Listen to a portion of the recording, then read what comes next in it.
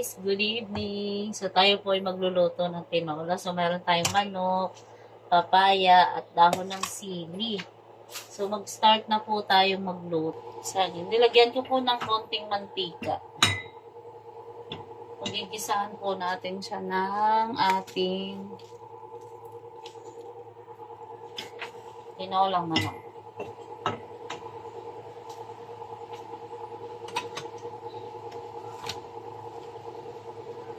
Ilagay lang natin yung ating sibuyas, bawang at saka yung ating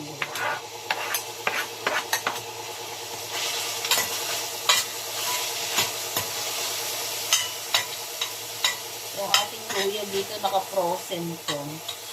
Nailagay pala siya sa freezer.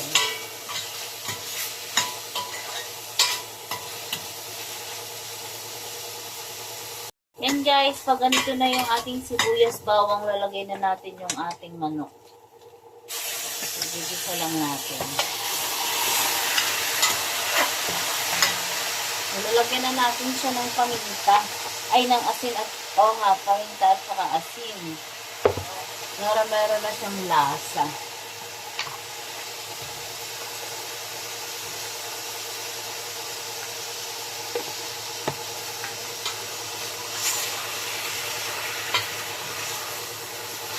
Isa lang natin siya hanggang sa maluto, guys. So, ganyan po ako magtinola. So, niluluto ko muna siya, sinasangkot sa ko yung ating manok hanggang sa siya ay maluto. So, takpan natin siya hanggang sa lumabas yung sarili niyang katas. Yun guys, kung mapapansin niyo po, lumabas na po yung sarili niyang katas. Ayan po. Pero medyo hilaw pa yung ating manok. So, tatakpan po ulit natin. At yan guys, medyo luto na yung ating manok. So, ang gagawin natin, so nakita nyo yan guys, lumabas yung sarili niyang katas. Yan. So, pagka mga may sabaw ang aking niluluto, itong ganitong kaserola yung aking ginagamit para mapalabas natin yung sarili niyang katas. Meron na siyang lasa. Gagawin ko dyan guys, lalagyan na natin yung ating papaya para maluto yung papaya natin. So, hindi muna po ako maglalagay ng sabaw.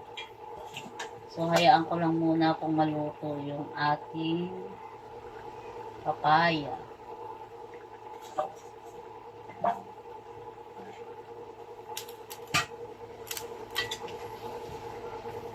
Maliit yung, ito lang ang ano ko dito sa kawali ko, maliit. Halos hindi siya mahalo.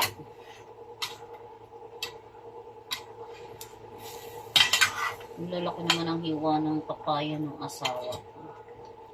Kasi sabi niya, ayaw daw niya ng malabog yung papaya. So guys, takpan natin yung ating hanggang sa maluto natin yung ating papaya. And guys, makikita nyo po lumabas na po yung sarili niyang katas, tapos laya na rin yung ating papaya. So, tingnan natin siya kung malambot na. Hindi ba siya medyo, malambot, pero nalalaya na yung ating, papaya. So, ganyan ako guys magluto ng ating tinola. Yan, kapag may sabaw, so ang ginagawa ko po is pinapalabas ko muna yung sarili nilang katas para medyo malasa yung ating tinola. So maya po lalagyan ko siya ng sabaw. Kasi gusto ko kapag tinola, madaming sabaw.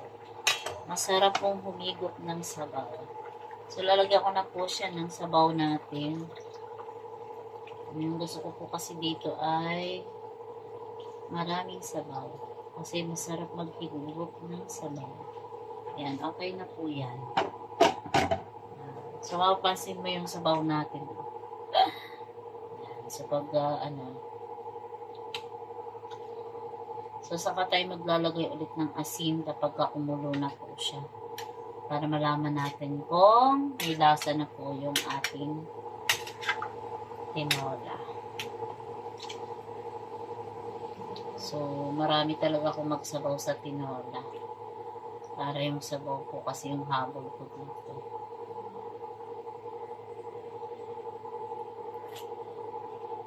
Medyo may lasa na siya, pero hintayin natin kumulo. Hindi ko na siya tatakpan guys kasi aapaw siya pag tinakpan ko. At yan guys, okay na daw po yung lasa sa aking asawa. Pero medyo matigas pa yung papaya niya. Hindi siya pag ano. Malambot-lambot na.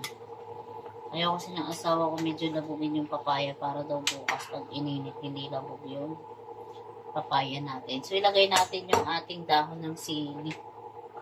Yan. Ilagay natin. Gusto ko dito sa tinola maraming dahon ng sili. Kaya ano.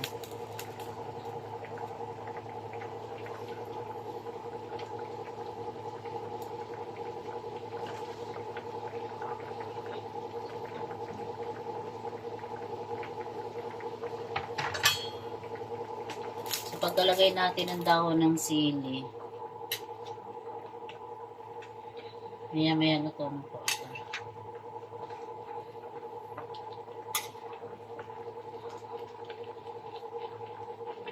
Medyo maliit talaga itong aking kawali.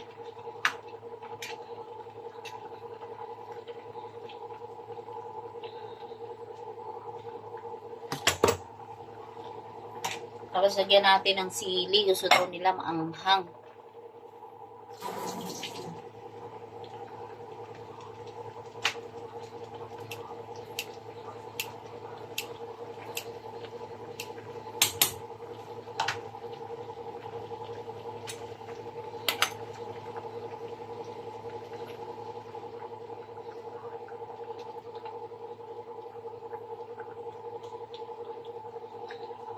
At yan guys, luto na po yung ating tinolang manok. So marami siyang sabaw kasi gusto ko na maghigop ng sabaw. Kasi ang gusto ko lang dito talaga ay sabaw lang.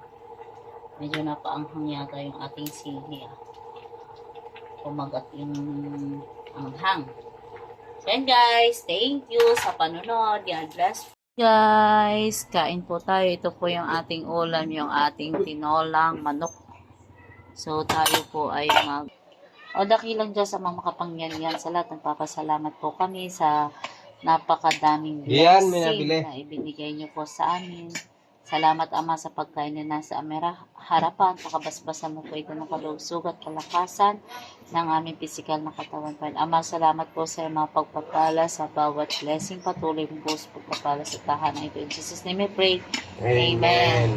Para ako yung nangangalos na. Kain po tayo guys. So ito yung aming ulam, tinolang manok. Ayan. So, para ako yung nangangalos na. Anong oras pag ako kumain? nangangalos na daw yung asawa ko kasi inuna niya kasi yung mag-cellphone ngayong hapon. Kanina pa luto yung pagkain. Aba, hindi mo naman sinasabi yung luto ang pagkain. Kanina pa to luto eh. Nanood siya na nanood ng video. Hindi. Hindi ko naman alam na. Ito na kanina pa to eh. Hmm. Lumamig na nga yung sabaw niya. Maanghang ba? Mm-mm.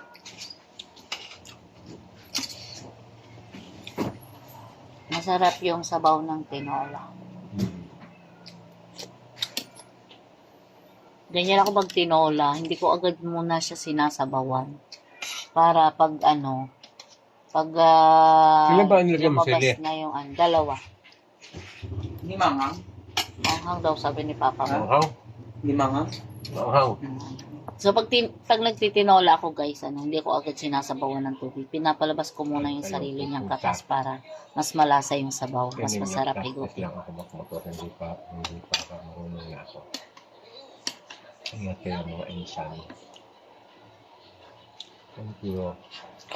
Ingat. Ay, nanak. Ingat, huwag mo naman kabilisan. Na-style din pala. Kain tayo guys, sarap ng sabaw. Mainit na maanghang-anghang.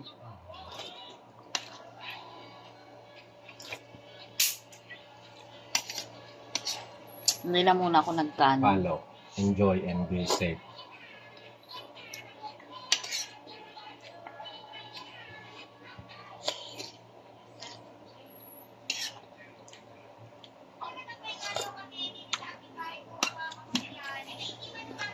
Ay ako, matigas ang ulo.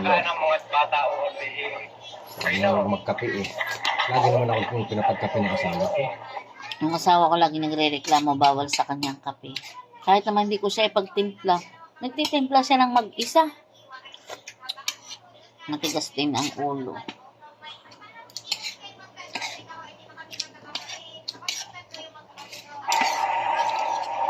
Alam na bawal sa kanya yung kape. Malayo ang akong narating. Dahil ako sa hirap. Kain tayo guys. Salamat sa panonood niyo po. Love you. God bless po sa inyo.